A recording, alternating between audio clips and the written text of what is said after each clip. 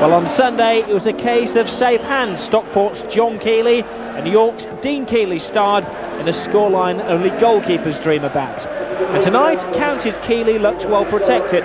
Manager Danny Bergara picks just 2 attackers, ignoring 28-goal Andy Priest, leaving him in reserve on the bench. If the game doesn't go to script, Priest is almost certain to take part. Mr Bergara describes Stockport as nearest the pin. Well, York is still on the fairway, and they have the green of Wembley in their sights for the 2nd successive year. Their playoff position is down to an excellent late-season surge, only 1 defeat in 14 matches.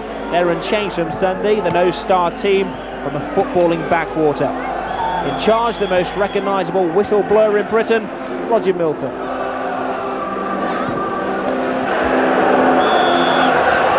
So, here we go again, bemoan the Stockport County fans. Their 4th experience of the playoffs, and still no memorable finale. York City, of course, got up a division last year thanks to the playoffs. What a good record Danny Bergara has got at the club. 5 consecutive promotion involvements for the little Uruguayan manager. Francis, bring it down, is Chris Beaumont, trying to earn his recall to the team, and gets in the first shot of the game and showing plenty of confidence in his own abilities. He was, well, a good 30 yards out here, but it was a sure-footed shot, which wasn't that far away. Williams probs it forward, Tuttle away. David Crane, little flip down. Fans roar on Beaumont. Francis at the far post, and Francis just couldn't get there. Even the man the size of a lamppost couldn't put some light on that one.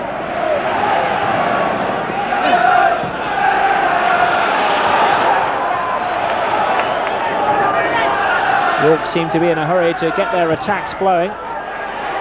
But maybe there's too much urgency and not enough attention to detail from the Yorkshireman. Now Francis, lovely pass from Francis to Beaumont, who's alone. There's no Francis in the centre because he's pulled a muscle on the halfway line. Shot comes in, blocked by McMillan.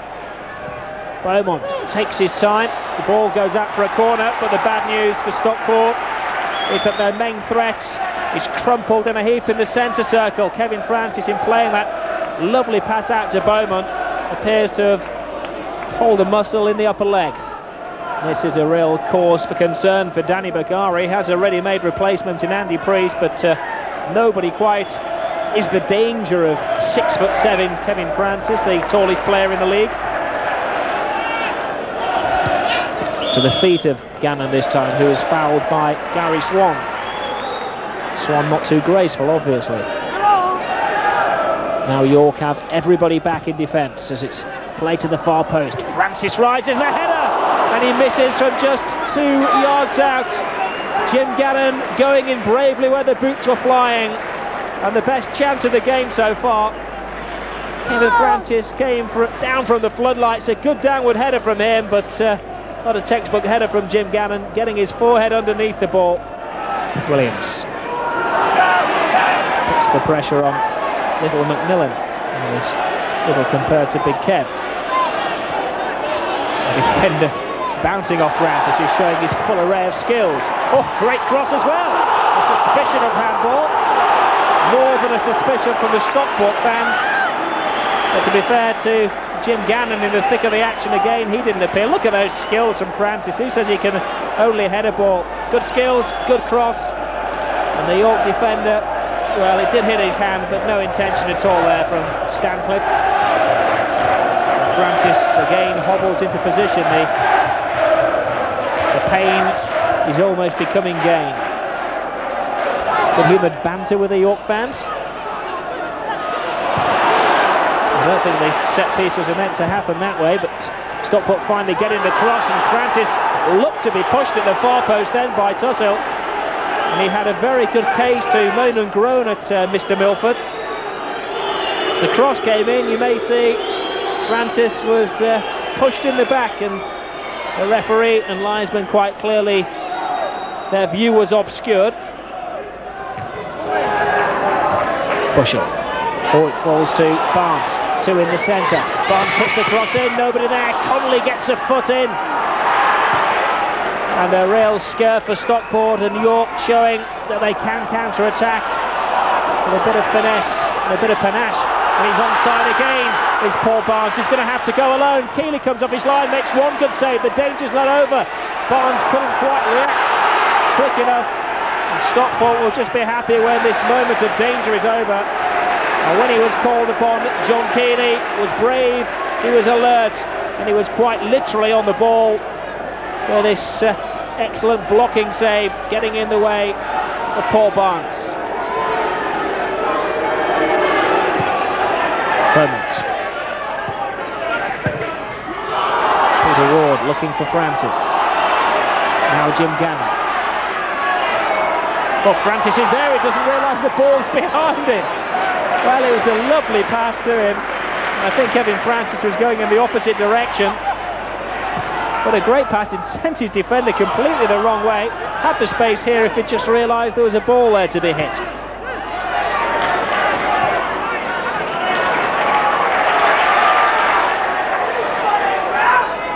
Frame to Flynn.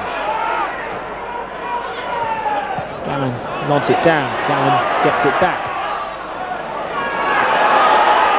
Now Lee Todd, the fans urging him to throw the ball into the boxes. Brain tries a shot, it's the inside of the post. He's got another chance and Hall puts it out. Oh, what a great volley from David Frayne. Good move this from Stockport, varying their attacks, not looking for Francis on this occasion. And a lovely, lovely volley. It was only an inch away from being the perfect volley. McMillan with the throw, not a lot to aim for in there. Williams gets it away, McCarthy's overhead kick.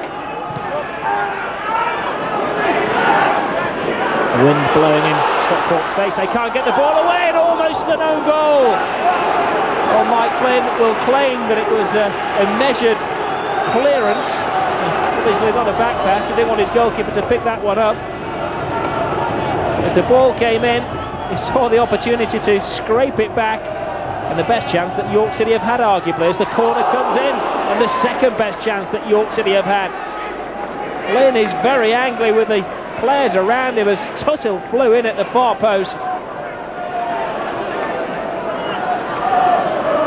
The York captain screamed in from nowhere at the far post with the armband on, and as you see, he was only a hair's breadth away from putting York ahead.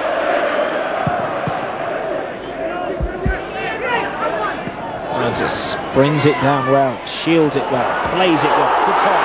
Now to Gannon. Shot from Gannon. Well, he chose the option of being a little greedy and almost caught the goalkeeper napping on the near post. Lovely approach play. Started by Francis. It was an acute angle, and Gannon had two players in support. Beaumont particularly unhappy that he didn't cross it.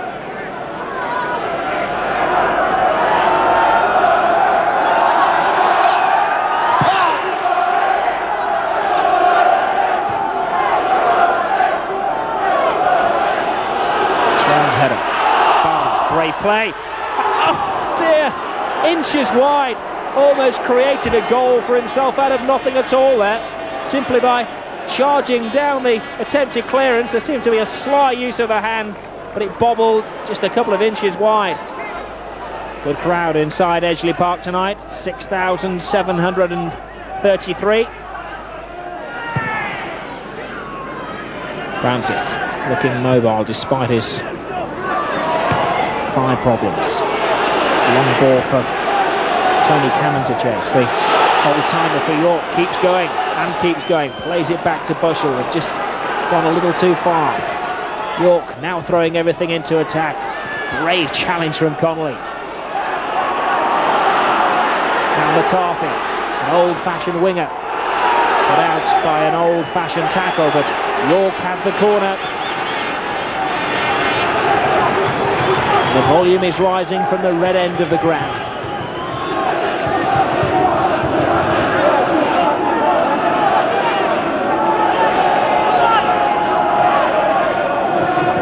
The big men forward for York. Stancliffe with a header and looping just over. There's recovered from a blow to the head from earlier in the game. And York have had the clearer cut chances. John Keeley has been the busier goalkeeper. Francis to Gannon. Todd is broken from the back. Now they're lining up in the centre. A good cross from Todd. Oh, inches away from David Frayne. He's not a particularly tall player, and he rose extremely well. Lee Todd, great run, good overlapping full-back play. Excellent cross, teasing the goalkeeper. Frayne saw it late, and for him, sadly, it was too late.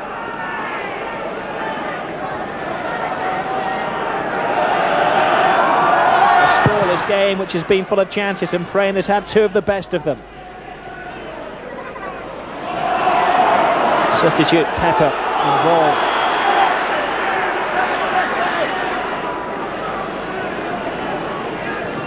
Nigel Pepper with 15 minutes to prove himself after replacing the winger John McCarthy.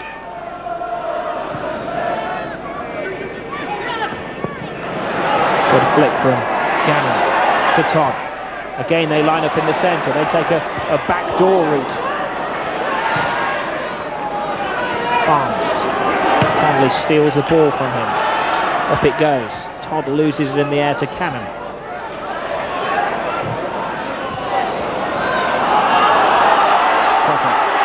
Forward, forward, shout the York fans. Blackstone deceives the defender. He's there alone. He's going to have to wait for support. He does well though. Takes on another defender. Cross to the far post. Oh, great save from Keeley. That could be a match-winning save from John Keeley. Paul Barnes realises the extent and the brilliance of Keeley's save there. And York City almost stole it. Keeley had to cover the whole length of his goal and got there just as it was sneaking inside the far post. Danny Bergara looking a little concerned and must be pondering whether to take off Kevin Francis and throw on the fresher legs of Andy Priest. Francis forward for Beaumont. Oh, he's got it again! Can he finish it? Yes, he can! Chris Beaumont puts a heavy deposit down on a ticket to Wembley.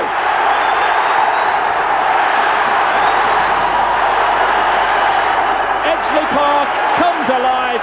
Chris Beaumont jumps for joy, and Danny Bergara hits his head on the roof of the dugout. His cap went over his eyes, but he can see now that Stockport are on the road to Wembley. Dogged determination from Beaumont, steadied himself, found the corner of the net.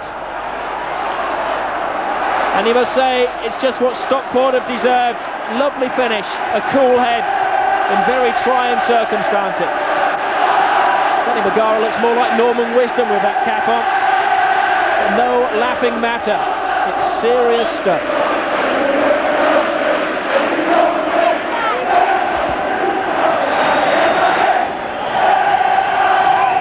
Whistles all around the stadium.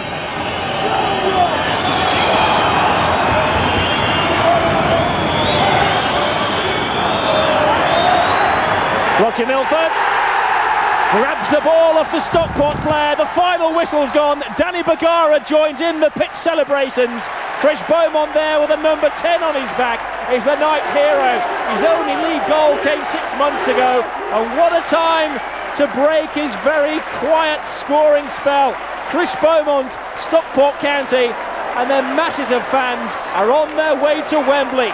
Stockport County 1, York City 0. It's Wembley Stadium again for the Hatters. Oh, well, it's fourth time, this time definitely. The atmosphere's there, and the lads, there's no way we're going to let this one slip, I tell you. I was going to say, you've got the experience of it before, haven't you? Oh yeah, we've been there, but that counts for nothing on the day like it. So we'll just go out and do what we did tonight, and we'll be there, we'll win it. Can you lay this Wembley ghost at last? I mean, you know the way down the tunnel already, don't you? Well, I told the lads before the game that whichever way it goes, we are going to make history. If we win, because we will be the first time in the first division in the history of the club. And secondly, if we lose, it's not many teams that got to Wembley and lose 4 times in a trot, is it?